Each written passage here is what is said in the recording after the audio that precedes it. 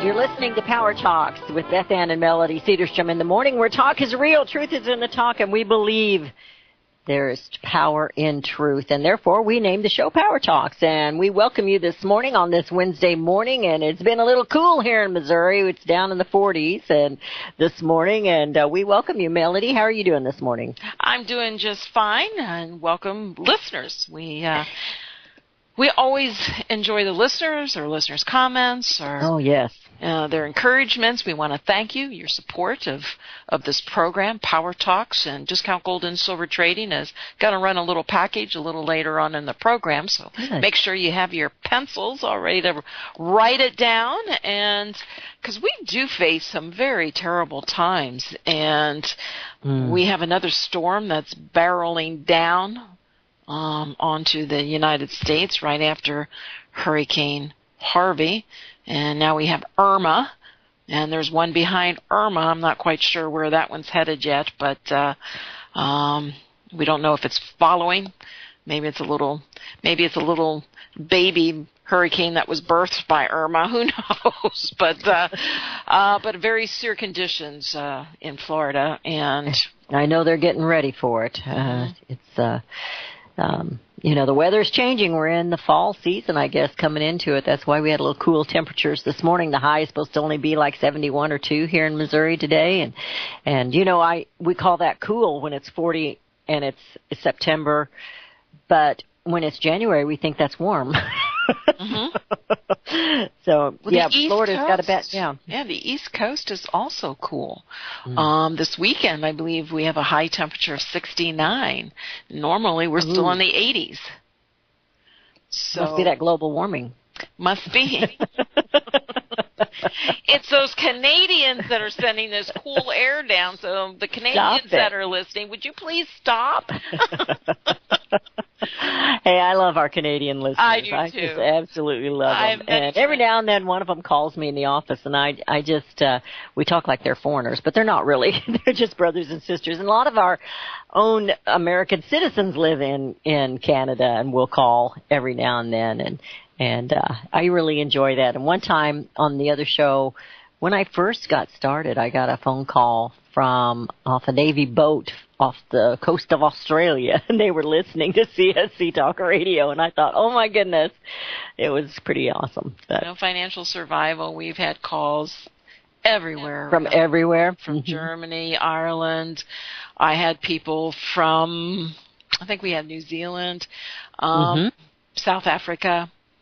Wow. So it's interesting to think that, on shortwave, as this program is going around the world, we can be heard around the world. And so if you're outside of the United States, give us, if your phones allow you, give us a call. And what's that number, Beth? 717-300-1218. 717-300-1218. And we look forward to hering from you. And not just those around the world. Inside and out. Also, correct. We got a lot to talk about. We're going to talk a little bit about the DACA, the DACA.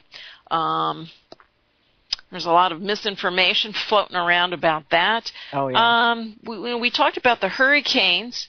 Let's talk about the wildfires that no one else is really talking about, or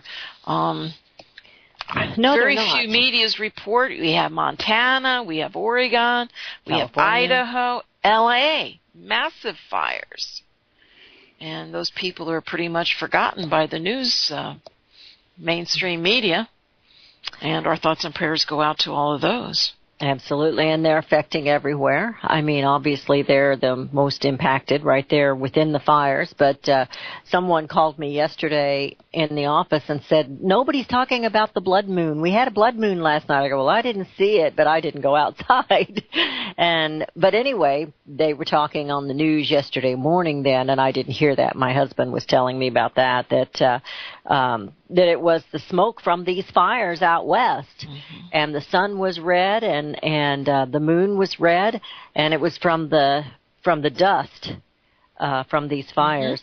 So it's, what affects our brothers and sisters on each coast and in the middle affects all of us. Absolutely. And I think we need to realize that we really are a family here in the United States of America, from sea to shining sea, Melody, from sea to shining sea. Absolutely. But do I have to claim Cher as a sister?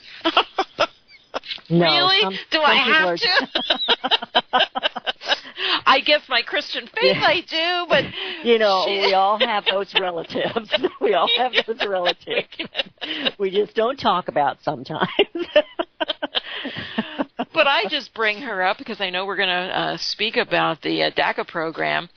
But she tweeted out that she's ready to provide... This is Cher I think everybody knows Cher.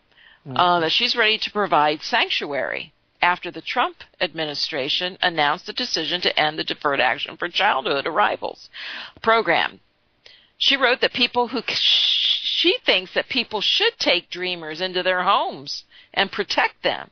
And she said that she was ready to do so herself. She tweeted, "Those who can must take a dreamer into their home and protect them. I'm ready to do this. Others in my business will do the same. Sanctuary." And she certainly has been an out vocal critic of Mr. Trump, but someone also tweeted back to her and said, "I will believe it when I see it." Oh, yeah, they're all talk. Yeah. They're all talk. They were all going to leave the country, too, and none of them did. And they should. So they're just liars. They're just liars. But she's just so nasty. Here's someone, she voiced her opinion. Someone voiced it back. "I will believe it when I see it." And she immediately fired back and said, "Then keep your eyes open, B blank, blank, blank, H." And it's just like, they're so Where vulgar. was her mama? Yeah. Where was her mama when she was learning to talk? It's Rosie O'Donnell's really bad. She told me to do something that I'm pretty sure is not possible. But they're all nasty like that. Yeah. And they were playing excerpts from Perez, the DNC, head of the DNC, Democratic National Committee, and he's horrible. His mouth, I don't know how he eats, it's so dirty. And that's the only way they know how to communicate? Is that where their knowledge and wisdom is, in the vulgarity of their mouth? But yet you heard them when Scaramucci, when he came out, they were just that was terrible. That was just, they were just all appalled at his, vulgarity, but yet they... and I'm gonna be a little bit of a sexist. To me, it's much worse when a woman does it than it is the man. I don't want to hear the man talk like that either, but I guess it's my age. Women are supposed to be ladies. They're not supposed to do those things, and I'm sure I'm upsetting some of our feminist listeners, but, as a human being, if we have to do that to communicate, something's wrong with our logic, if you have to revert to filthy language. But you know what? It's just a matter of, again, respect. Hey, if I'm in my office and something upsets me, I can get a little colorful. But would I be colorful in a family function, or would I be colorful at Twitter? On Twitter? Absolutely. My heavens. And so it's a matter of how you conduct yourself, the kind of control that you can have.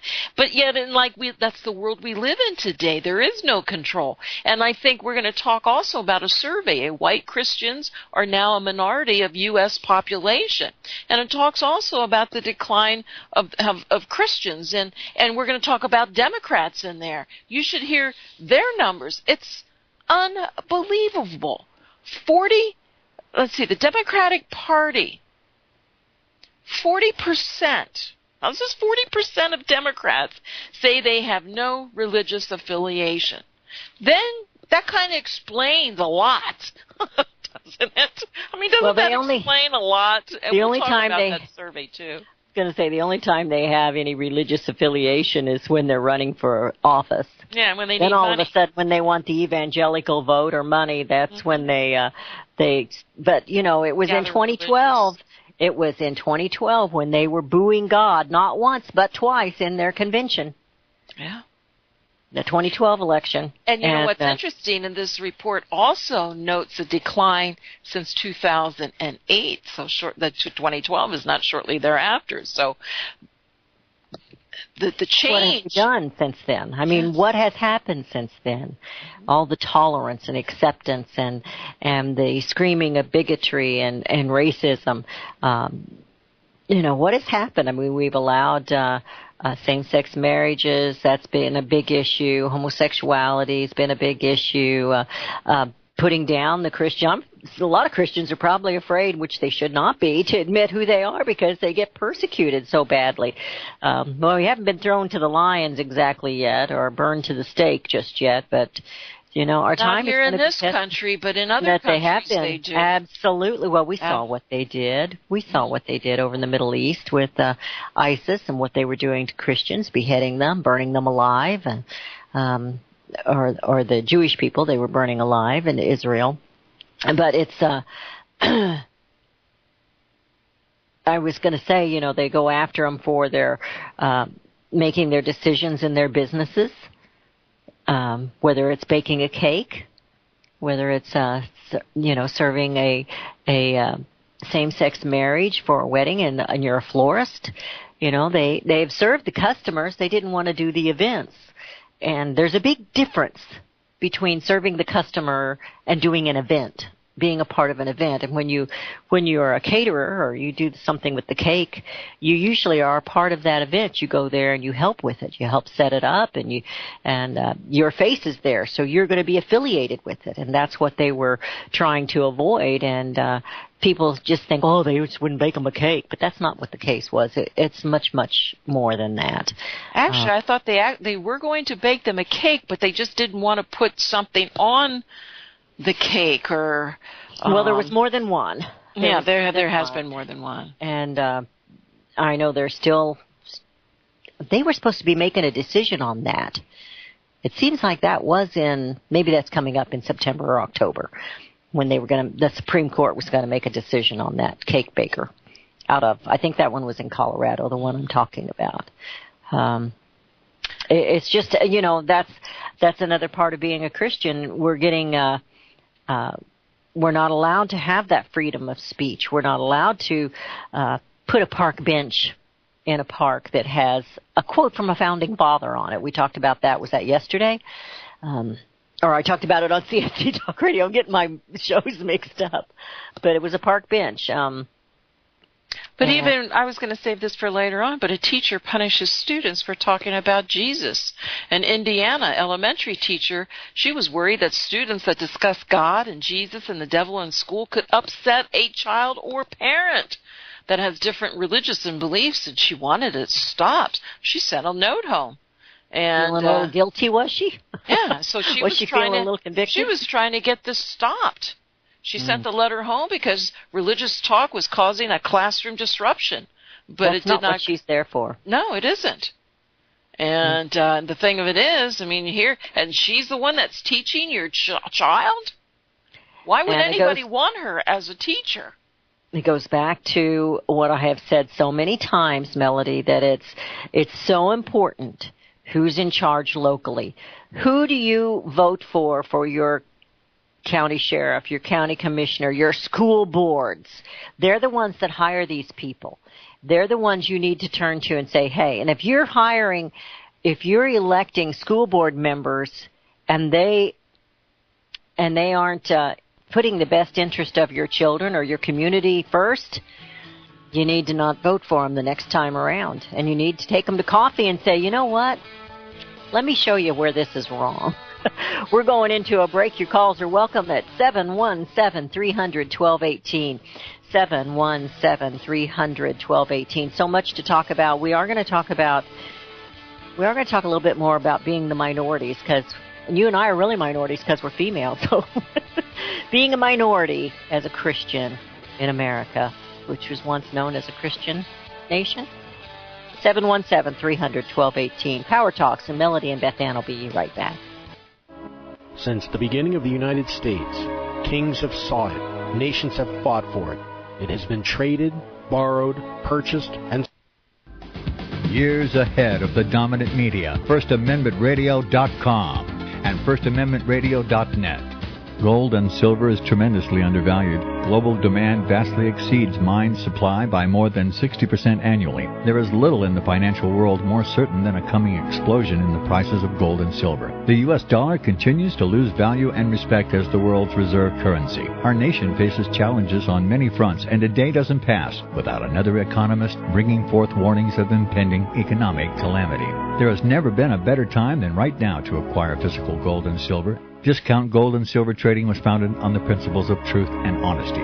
We believe in providing a quality product, quality service, and most importantly, competitive pricing. We provide all forms of precious metals, including American gold, silver, platinum, and rare investment and circulated coins. Silver bars, rounds, and 90% silver bags are on hand for the silver investor. Gold self-directed IRAs are available. Call Discount Gold and Silver Trading at 1-800-375-4188. Toll free, that's 1-800-375-4188. Visit crosstheborder.org, CROSS, crosstheborder.org, to get your print, EPUB, or PDF version of Nicholas Arthur's new book titled When the Third Temple is Built. That's crosstheborder.org. When it comes to prophecy today, much of the evangelical Christian world has their eyes on Israel, waiting and watching to see when the third temple will begin to be built. The plans are drawn. The Jewish people are eager. Most evangelical Christians today believe that the rapture will happen before the third temple is built. Hi, I'm Michael Yuji. I was taught that Daniel's 70th week was in the future. Is that really what the Bible teaches? Have we searched the Scriptures and found this to be true? Why is it so important for a reestablished Israel to build a third temple in Jerusalem? Is it necessary to build a temple on the same location already occupied by the Dome of the Rock? Is it necessary for sacrifices to take place in the temple on Temple Mount? Is there really a rapture followed by 7 years of tribulation? What is the New Testament temple? Can we identify history and prophecy? Who is the first beast in Revelation chapter 13? Who are the 7 kings in Revelation 17? I have asked all these questions, and I have found Nicholas Arthur's new book, When the Third Temple is Built, answers all these questions and more, using Scripture to interpret Scripture. The Bible says that no prophecy of Scripture is of any private interpretation. Nicholas shows us in his new book, When the Third Temple is Built, how the Bible interprets prophecy and not man's private interpretation. Visit crosstheborder.org, CROSS, crosstheborder.org, to get your print, EPUB, or PDF version of Nicholas Arthur's new book titled When the Third Temple is Built. That's crosstheborder.org. Years ahead of the dominant media, FirstAmendmentRadio.com and FirstAmendmentRadio.net. Well, we believe that truth is powerful, and we're talking as best we can. Get that we're right, only Beth. bringing the truth to you. What'd you say? Get that right. It's Wednesday on a Tuesday. I'm all confused. Oh, yeah. I'm glad you brought that up. Uh-oh. Yeah? Mm-hmm. Because? I'm just glad you brought it up. I'm not going to admit to anything. Okay. Wednesday, September the 6th.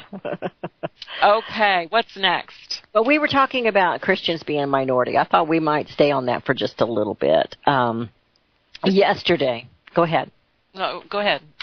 Yesterday on CSC Talk Radio, if anybody was listening, and I hope a few of them were, I talked about I went into in depth with the article that I shared with you from Bill Federer.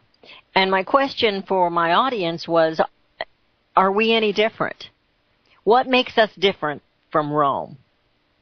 Well, as Christians, somebody should know when they hang around us that we're just a little different. We are that peculiar people that the Scripture talks about. We are that peculiar people. And we are become a minority because the things that we believe, they see them as hate. And there are some Christians that maybe push it that way.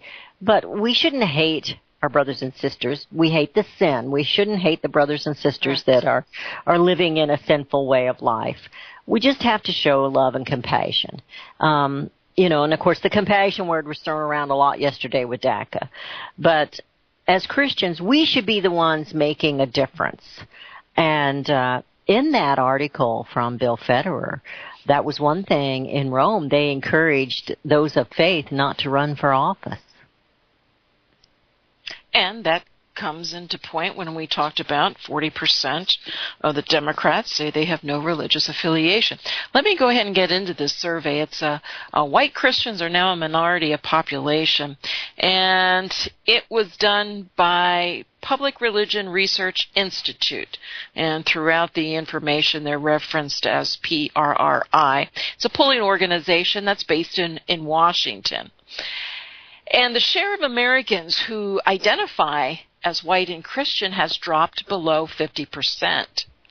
And this report shows that the transformation is basically fueled by immigration and by growing numbers of people who reject organized religion altogether. Now, I'm not even, I get the immigration as far as the race issue, but I think it's more to the growing numbers of people who reject. Christians overall still remain a large majority in the U.S. at nearly 70% of Americans. However, white Christians, once predominant in the country's religious life, now comprise only 43% of population. 4 decades ago, about 8 in 10 Americans were white Christians. And, and again, this sort of repeats itself as it has occurred across the spectrum of Christian traditions in the U.S., including sharp drops in membership in predominantly white mainline Protestant denominations such as Presbyterians and Lutherans, an increasing Latino presence in the Roman Catholic Church as some non-Hispanic white Catholics leave. And the trend identified in the survey are fueling a little bit of anxiety about the place of Christians in society, especially among evangelicals, alarmed by the support for gay marriage and by the increasing share of Americans, about 1/4. Let's get into some numbers. I just think they're just about 17% of Americans now identify as white evangelical, compared to 23% just 10 years ago. 23% is not very good. No. 17% is a little worse. Yeah. Membership in the Conservative Southern Baptist Convention, it's the largest U.S. Protestant group, dropped to 15.2 million last year, its lowest number since 1990. And I am a member of the Southern Baptists, and I'm not surprised at that because they're too busy suing one another. I'm just going to say that. In the state of Missouri, they're too busy suing one another and not doing the Lord's work. And so when you see that, of course, you're going to turn people away. Mm-hmm. People are going to be turned off by that. Mm-hmm. And so they're more concerned about the within, the programs, than they are about being evangelical, about mm-hmm. reaching out and bringing in new people, new sheep to the fold. Anyway, go ahead. Previous I'm glad you did. It's a good insight. Previous surveys had found that the Protestant majority that shaped the nation's history had dropped below the 50% sometime around 2008. So again, we went into the Great Recession at that point in time. We had a major recession prior to that. We had I still believe the year 2000 was a very important year. And I think we've experienced a lot of changes, and to see that 2008 is playing a major year in these numbers. The survey also found that more than a third of all Republicans say they are white evangelicals, and nearly 3/4 identify as white Christians. By comparison, white Christians have become a minority in the Democratic Party, shrinking from 47% a decade ago to 29% now. In 10 years, the Democratic Party, those are big, big numbers.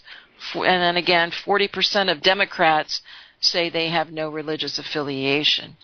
American Catholics, 55% now identify as white, compared to 87% 25 years ago. These are big gaps in these numbers. And there's not too much left of the report. Over the last decade, the share of white Catholics in the U.S. population dropped from 16% to 11%. over the same period. White mainline Protestants declined from 18 to 13% of all Americans. So a disturbing trend. It is, and that number, the year 2008, keeps popping into my to my mind here as I'm looking at it in this article. I did not get to read this article in depth. I had a little issue this morning when I walked in the office. Apparently the electricity went off sometime during the night here, and so everything was turned off, and they didn't want to come back on. The computer wouldn't work. The printer didn't want to work. I finally got it all on just before I walked in the studio. But my question is, we're only talking about white here or on a whole? Well, the article is white Christians are now a minority. But then, yes. Okay. But they did break out, as I mentioned. I mean, when they were talking about the Democrat Party, is that all inclusive of Christians within or just white Christians within the Democrat Party? White Christians. Okay. Have become a minority in the Democratic Party. Okay. In which they shrank from 47% a decade ago to 29%. And in 2008, of course, that's when President Barack Obama was elected the first time. Mm-hmm. And that's when we started going with an extreme liberal, radical agenda, socialistic agenda. We started going down that path. You know, I'm not saying he's the reason. I'm just saying that this nation is the symptoms, these things that we're seeing are symptoms of lost people. Mm-hmm. That's why we see the growth of crime and the other things that we consider as Christians to be sinful lifestyles, whether it's drinking too much, whether it's homosexuality, whether it's being promiscuous, even if you're heterosexual. Those things are things that we see as the wrong kind of living. And, you know, when the Lord gives us the 10 Commandments, He didn't give them to us just to tell us now, point His fingers at us and say, now don't do that. It's for our own good. It's like when a parent tells children something, it's for their own good. It's not necessarily because you enjoy saying, no, don't do that. But there are consequences to certain actions, diseases and pain and suffering and other things that come along with sinful lifestyles. That's one thing about the homosexual lifestyle. Nobody says anything about they normally they don't have a long lifespan because it's an unhealthy lifestyle, and they don't say that. They'll ask you on your insurance if you're a smoker, but they can't ask you about your sexual lifestyle, and it is definitely a higher risk to be homosexual because there is higher risk of diseases, or to be promiscuous. There's higher risks of diseases. Anyway, that's well, look at the senior citizens. Oh yeah. I mean, they have rampant numbers of sexually transmitted diseases throughout Florida, which is a main hub for retired people, senior citizens. And I just think, don't you just have anything else to do? You know, it's those statistics, so I didn't know about that. But it comes back to what has changed. Yes. Why do we have this explosion in our changes in our society? Previous societies, when evil always tries to rear its ugly head, there was always a religious grouping that was able to push them back in a way, and sure, they inflicted damage while they were doing what evil does, but they were always pushed back. There was enough strength. We're not bold enough to push back. Look at what we were talking about. And look at today. You know, we're talking about a teacher that that made the choice on their own to send letters to parents because kids are talking about Jesus and God and the devil. And all she gets is, well, the teacher didn't fully comprehend that concept. And she's teaching your children she can't comprehend a concept, you know, that the educators are neither to advance or restrict religious expression out of school. So, Well, and it also goes back to another symptom of or evidence of how far we have fallen, and yet we still seem to have a little ways to go, unfortunately. But the language we were talking about, I don't mean to I want to interrupt you and just say this real quick. Go ahead. Sorry. We have Christians that are being slaughtered around the world. The leaders that once protected them. Yeah, I didn't agree with the leaders. They were evil. They were corrupt. They were, tyrants. But they protected the Christians within their country. Christians could live there without fear of getting their head cut off. And now they can't. And now we've gone in there. We've destroyed these nations. We've killed their leaders to try and change them to a democracy, which we have no right in doing. And look what's happening to the Christians. We couldn't even defend the Christians when the ISIS, where I remember they had Christians that were on a hilltop. And where was, when Obama was president, and where was the United States trying to protect, these Christians? We weren't there. No. And but I was just going back to the symptoms and the foul mouth, the promiscuous living, whether it's heterosexuality or homosexuality, all of a sudden we think, well, it's okay to lie on certain documents, like maybe your tax return. It's okay to not tell the truth here or tell the truth there, and we compromise our principles, and we have just gone downhill as Christians because we don't live as we should. Therefore, who's going to want to join us when we don't look, which goes back to what I was trying to say, we don't look any different than anyone else. We don't behave any different than anyone else. How many are calling themselves Christians and using the same foul language on Twitter or on the telephone or on their texts or wherever, Facebook, as the non-Christians are doing? So if you don't look any different, then why would anybody say, well, I want to serve their God because, look, their life is different? Now, that doesn't mean we're going to have an easy life. It's been anything but that for me. But and I am not perfect either. Don't ever think that I am. But it's Christians should be looking different. We should be that peculiar people where people kind of say, they're not the same as everyone else. They're different. They handle this tragedy different than somebody else down the road. It's we just don't look any different anymore, Melody. I'm not talking about look at our churches. Look at our churches. Absolutely. Well, we've watered it all down. It's watered down gospel, where we don't, we don't want to use the name Jesus Christ, because that could offend somebody. It only offends them if they're being convicted and feeling guilty, which is, Anyway, it is a scary survey. It's a very scary survey, and it ought to be an awakening for us as Christians in America, that we are not doing our job, that we are falling short, and we need to step up as our founding fathers did. Were they all great Christians? No. Were they all perfect men? No. But they were trying.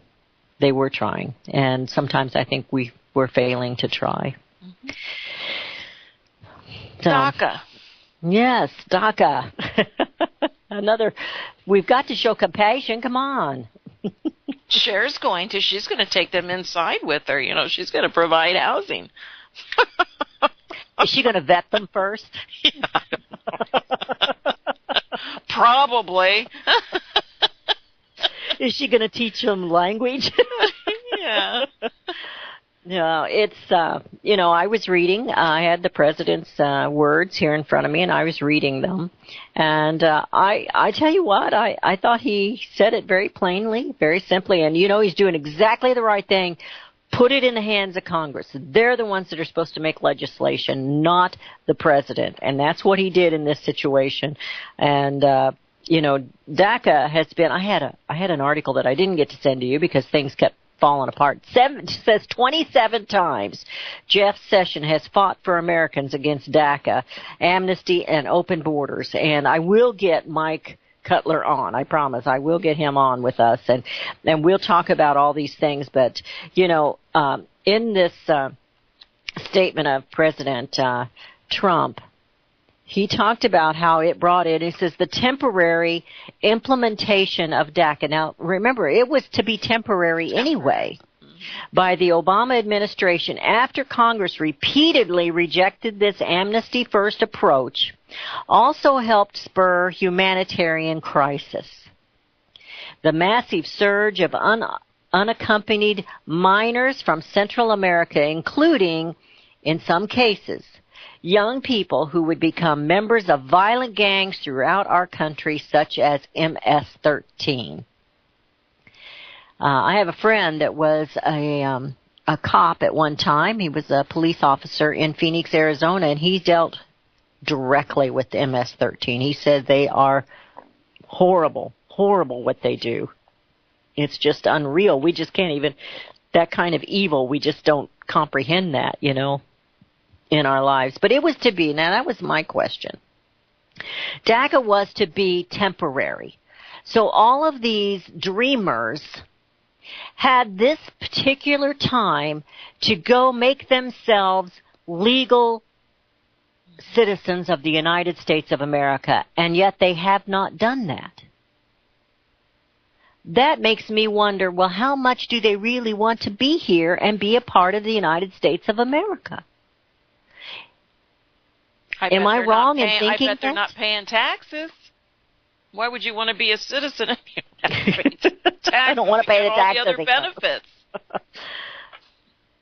Well, that was my point is they had that opportunity to become a citizen, and they still have not done it. And now it's all on President Donald Trump. He's the mean guy. He's the one that it's inhumane. What is it? What's the words of Barack Obama? He made some comment about it being I can't think of his wording, not inhumane, but that was part of it. But decency, basic decency. But yet, a cruel decision. But yet it created his decision to do this, to go beyond our Constitution over. I can understand him getting angry at Congress for not doing anything. I can understand that part. But it created and spurred a humanitarian crisis. So now we have a crisis because he didn't handle it right. Congress didn't handle it right, and now they're all mad at President Donald Trump because he's backing up the boat and saying, you know what, back up the truck. We're going to do this correctly. And I understand you can have compassion for there's many that are not members of gangs, but we have got a growing number in this MS-13 gangs, and they are not white Christians. They are not Hispanic Christians. They are not black Christians. They are evil, evil, evil, and it's just, you know, we've got to do something. I'm going to look at this as a financial standpoint, too. Would you go back and look at Clinton, Obama, what difference does it make? When you go to Obama's speech, when he signed this executive order, he says as long as he's president, he will not give up on this issue, not only because it's the right thing to do for our economy, and CEOs agree with me. Gee, I wonder why. It's all about the money. Money. And it always has been. Always will be. I woke up, sometimes I'm slower than some people, Melody, but I woke up during the campaign one morning or one night in the middle of the night. I thought, that's why they hate Trump so much. It's the immigration issue and the trade issue. They are working together. Absolutely working together. And the Congress, those D.C. occupiers occupying offices and cutting deals, are making money off of the immigration and the trade issues. I absolutely believe they are. Yeah, these multinational corporations, when you have them meeting in the White House, and you have to say every administration, this is what they want. They want higher skilled laborers. They want the low skilled labor. They want all the laborers. They just don't want American workers. And it's just, and they're all part of the problem. These multinational corporations, and that's what upsets me. And we're giving them tax cuts. And he goes on in his statement, which I'm sure that you read, we must base future immigration on merit. Now remember when he brought this up a few months ago and everybody was upset. We want those coming into this country to be able to support themselves financially, to contribute to our economy, and to love our country and the values it stands for. Under merit-based system, citizens will enjoy higher employment, rising wages, and a stronger middle class. Of course, everybody hates the middle class right now. Senator Tom Cotton and David Perdue have introduced the RAISE Act, which would establish this merit-based system and produce lasting gains for the American people. And his last statement, and this is something that you don't hear the Democrat Party or those that are Lindsey Graham, those that are absolutely against what the president's doing with DACA or has done. You never hear them say this, Melody. He says, above all else, we must remember that young Americans have dreams too. Mm-hmm. Being in government means setting priorities. Our first and highest priority in advancing immigration reform must be to improve jobs, wages, and security for American workers and their families. And he finishes, it's time for Congress to act. You know, I've said presidents come, presidents go, but Congress stays there, and they're the ones we need to be pointing our fingers at. Mm-hmm. Absolutely. And so we'll see. They have 6 months to do something.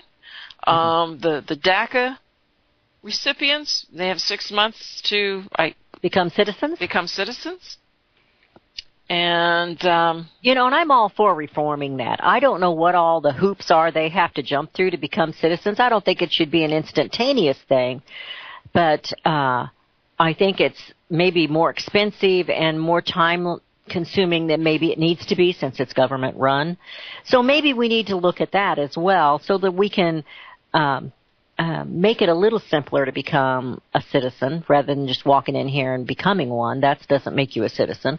I think you ought to have a few obligations to be a citizen of the United States. I don't think becoming a citizen should be any easier.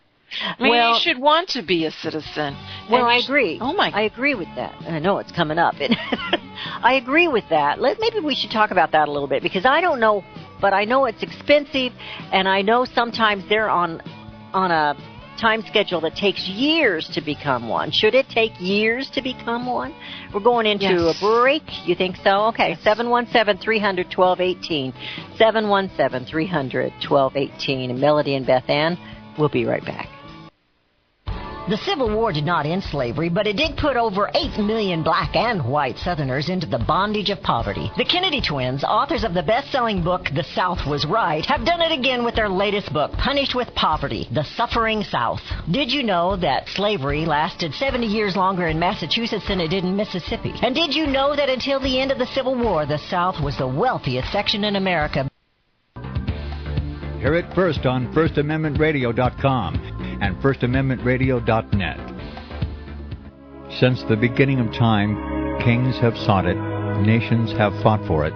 It has been traded, it has been borrowed, it has been purchased, it has been stolen. There's a reason for it.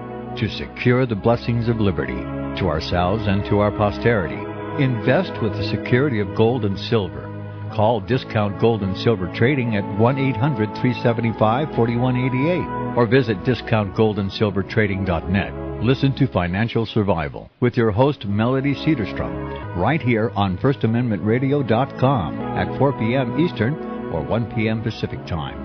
Visit discountgoldandsilvertrading.net or call Discount Gold and Silver Trading at 1-800-375-4188. Toll free 1-800-375-4188.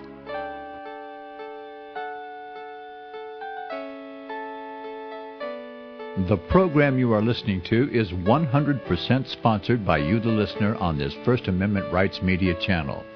You will notice that there are few commercials on this radio network. There's a good reason for that. Corporate advertising dollars come with strings that limit program content. So without your help, these programs cannot continue on Internet or our several affiliates. If you benefit by the educational law programs, we ask you to give. If you are admonished or nurtured by the Bible and ministry programs, we ask you to give. If some voice a cause that you are passionate about, we ask you to give. If you believe in any of these, we ask you to support them as you would a missionary on a continual basis, as if giving a tithe for missionary radio. These programs are not commercially viable and must be supported by those faithful to the cause of truth. Look for the button to sponsor your favorite programs at our listen and schedule pages on the Internet. Then, when you subscribe, we will send you the last quarterly MP3 CD of that program immediately, and continue to do so with each new quarter. We will also give you unlimited archive access to all of our programs. We're asking you to give much less than a tithe, so that you may also send support directly to a particular program host, cause, and anywhere else the Spirit may lead you. Do all to the glory of our God and Creator, for His holy nation, the only kingdom that will last forever. Thank you for listening.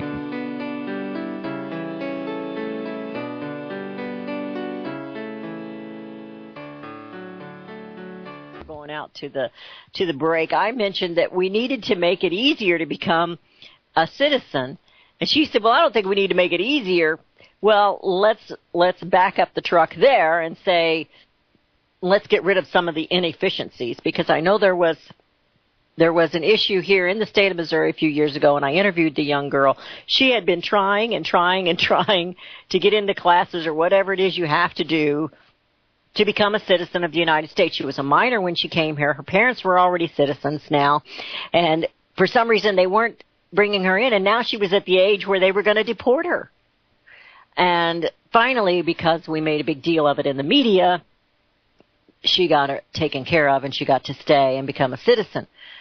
So perhaps we need to filter out the inefficiency. I'm certain there's plenty of that the inefficiencies are the individuals, and you can't weed them out because you have affirmative action.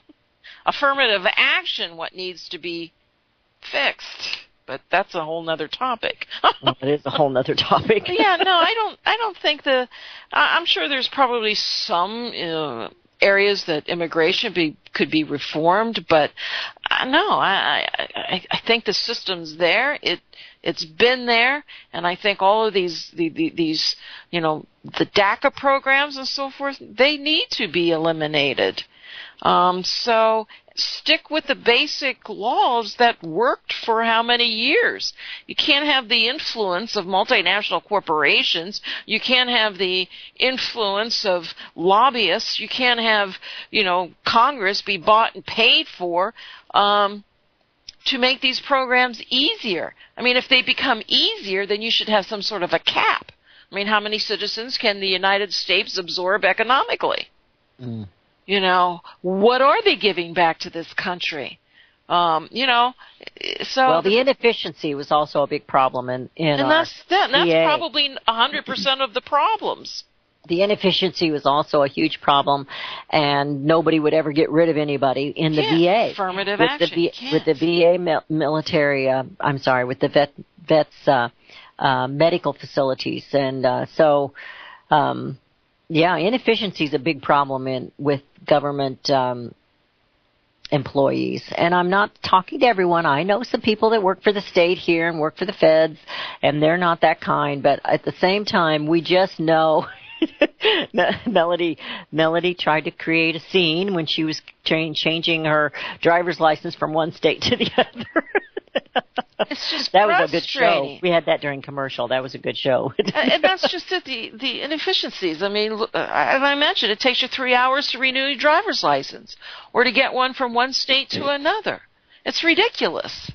Yeah. There aren't that many people. It's just like when you go to the grocery store, you have lines at the counter. If you look at the people that are checking you out, I can't even think that a snail moves any slower than they do. And I'm not saying, they're all bad and so forth and whatnot, but it all comes down from management also. But you have affirmative action. You can't fire anybody anymore in today's world. It's very difficult. Including teachers. And they know that. Yes, and they know that. Including teachers. When we talked about the teacher there, whether she'll be reprimanded or not, I don't know. I had an article that I was going to discuss too, and it was totally different. It was regarding freedom of speech. Where did I buried it here? And this was out of a school district in Georgia. And the district had to apologize after a teacher told the children she banned Make America Great Again T-shirts. They were not allowed to wear the T-shirts that had that on them. She said it was inappropriate. Anyway, that was a freedom of speech issue. You know, schools are so crazy. When my kids were in school, you know how they have a different day, you were supposed to dress up differently or do something differently during homecoming week. And when my kids were in school, they had Bud McKenzie, was that the dog's name, a beer dog? Budweiser. Yeah. It's like, seriously, these are minors, and you're having a beer day? It's like, is there no sense to what gets done? And then this teacher, of course, they didn't say whether she was going to be reprimanded, but they said none of the students would be. There would be no disciplinary actions taken for the students. And I'm thinking, well, there shouldn't be. They didn't do anything wrong. They wore a T-shirt. Of course, they might have known her political affiliation, and they might have been doing it to rub it in her face, because students can be like that sometimes. But anyway, that was a freedom of speech issue out of a school district in Georgia. They did the right thing. But who is this teacher? That's not why teachers are there. They're not there to tell you you can't speak of God, and they're not there to tell you you can't, unless you're disrupting the class. I mean, if you're speaking and being disruptive. And they can't tell you you can't wear a certain T-shirt with this on it. Now, you know, they went through that with some of them were wearing NRA T-shirts, and they did get in trouble for wearing NRA T-shirts. That was back 2 or 3 years. And but this is the President of the United States. When are they going to get over that? Whether they like it or not, he is the President of the United States. You and I accepted that Barack Obama was the President of the United States. There was nothing else we can do about it till the next election. You know, you fight and you talk about the policies and the things that he was doing that were wrong, such as DACA. But, you know, you didn't kick students out of class because they wore, you know, a Barack Obama T-shirt. And I can remember reading about schools, I believe, of course, California, perhaps, maybe up in the, Michigan or that area somewhere, but they were teaching the students about the Quran. Making them read from the Quran, making them understand the Quran. But when was the last time they had a Bible in school and read from the Bible? And again, it comes back to, I believe, the decline of when we talk about the survey from this this program, where white Christians, minority. You know, they say that the only thing that removes the darkness is the light.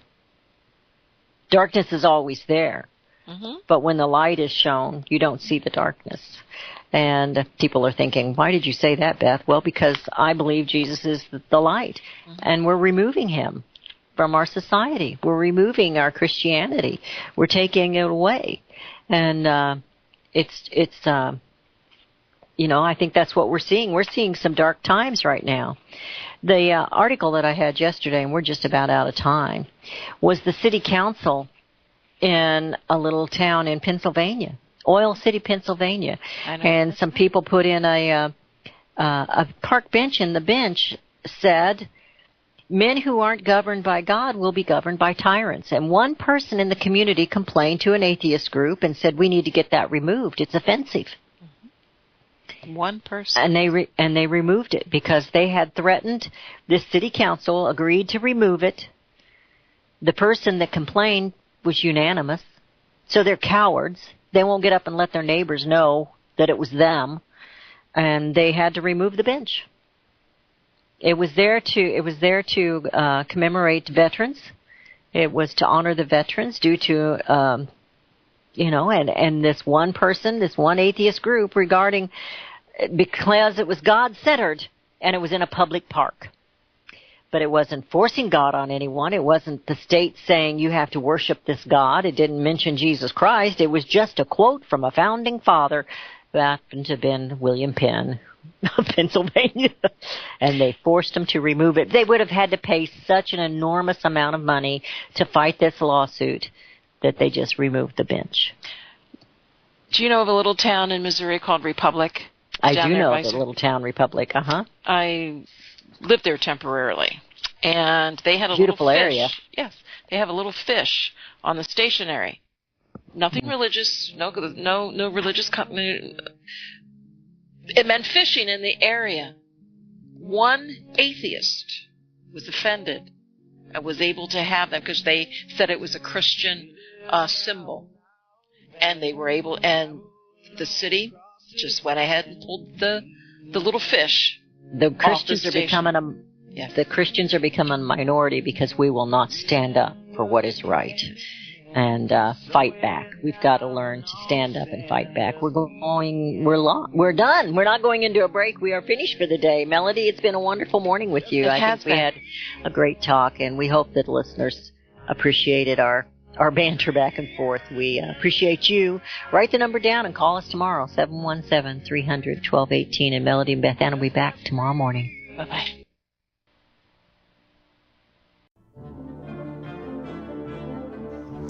Visit crosstheborder.org, CROSS, crosstheborder.org, to get your print, EPUB, or PDF version of Nicholas Arthur's new book titled When the Third Temple is Built.